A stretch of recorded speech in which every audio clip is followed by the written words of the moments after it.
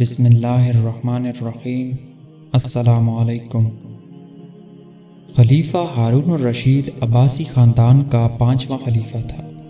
عباسیوں نے طویل عرصے تک اسلامی دنیا پر حکومت کی، لیکن ان میں سے شہرت صرف ہارون الرشید کو نصیب ہوئی۔ ہارون الرشید کے دور میں ایک بار بہت بڑا قحط پڑ گیا۔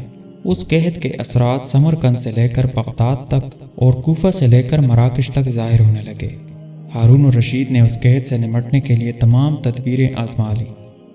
اس نے غلے کے گودام کھول دیے، ٹیکس معاف کر دیے، پوری سلطنت میں سرکاری لنگر خانے قائم کر دیے اور تمام امراء اور تاجروں کو متاثرین کی مدد کے لیے موبلائز کر دیا۔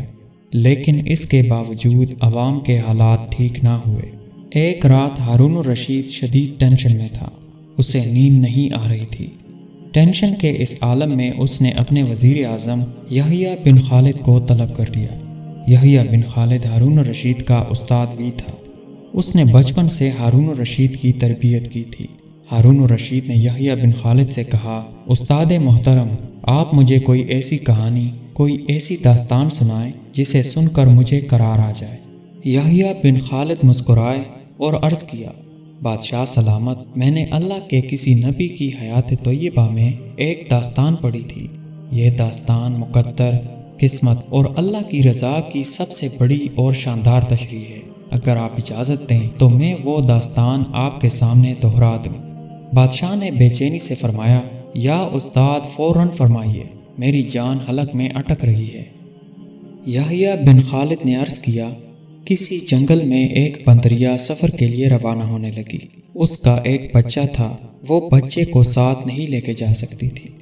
چنانچہ وہ شیر کے پاس گئی اور اس سے عرض کیا کہ جناب، آپ جنگل کے بادشاہ ہیں، میں سفر پر روانہ ہونے لگی ہوں اور میری خواہش ہے کہ آپ میرے بچے کی حفاظت اپنے ذمے لے لیں۔ شیر نے حامی بھر لی۔ بندریا نے اپنا بچہ شیر کے حوالے کر دیا۔ شیر نے بچہ اپنے کندھے پر بٹھا لیا۔ بندریا سفر پر روانہ ہو گئی۔ اب شیر روزانہ بندر کے بچے کو کندھے پر بٹھاتا اور جنگل میں اپنے روزمرہ کے کام کرتا رہتا۔ ایک دن وہ جنگل میں گھوم رہا تھا کہ اچانک آسمان سے ایک چیل نے ڈائی لگائی، شیر کے قریب پہنچی، بندریا کا بچہ اٹھایا اور آسمان میں گم ہو گئی۔ شیر جنگل میں بھاگا دوڑا، لیکن وہ چیل کو نہ پکڑ سکا۔ یحییٰ بن خالد رکے، اس نے سانس لیا اور خلیفہ ہارون الرشید سے عرض کیا، بادشاہ سلامت۔ چند دن بعد بندریا واپس آئی اور شیر سے اپنے بچے کا مطالبہ کر دیا۔ شیر نے شرمندگی سے جواب دیا، تمہارا بچہ تو چیل لے گئی ہے۔ بندریا کو غصہ آ گیا اور اس نے چلا کر کہا، تم کیسے بادشاہ ہو؟ تم ایک امانت کی حفاظت نہیں کر سکتے؟ تم اس سارے جنگل کا نظام کیسے چلاؤ گے؟ شیر نے افسوس سے سر ہلایا اور بولا، میں زمین کا بادشاہ ہوں۔ اگر زمین سے کوئی آفت تمہارے بچے کی طرف پڑتی تو میں اسے روک لیتا، لیکن یہ آفت آسمان سے اتری تھی اور آسمان کی آفتیں صرف اور صرف آسمان والا ہی روک سکتا ہے۔ یہ کہانی سنانے کے بعد یحییٰ بن خالد نے ہارون الرشید سے عرض کیا، بادشاہ سلامت، قحط کی یہ آفت بھی اگر زمین سے نکلی ہوتی تو آپ اسے روک لیتے۔ یہ آسمان کا عذاب ہے، اسے صرف اللہ ہی روک سکتا ہے۔ چنانچہ آپ اسے رکوانے کے لیے بادشاہ نہ بنے بلکہ فقیر بنے، یہ آفت انشاءاللہ رک جائے گی۔ یحییٰ بن خالد نے ہارون الرشید کو کہا، بادشاہ سلامت، آسمانی آفتیں اس وقت تک ختم نہیں ہوتی جب تک انسان اپنے رب کو راضی نہیں کر لیتا۔ آپ اس آفت کا مقابلہ بادشاہ بن کر نہیں کر سکیں گے، چنانچہ آپ فقیر بن جائیے، اللہ کے حضور گر جائیے، اس سے توبہ کیجیے اور اس سے مدد مانگیے۔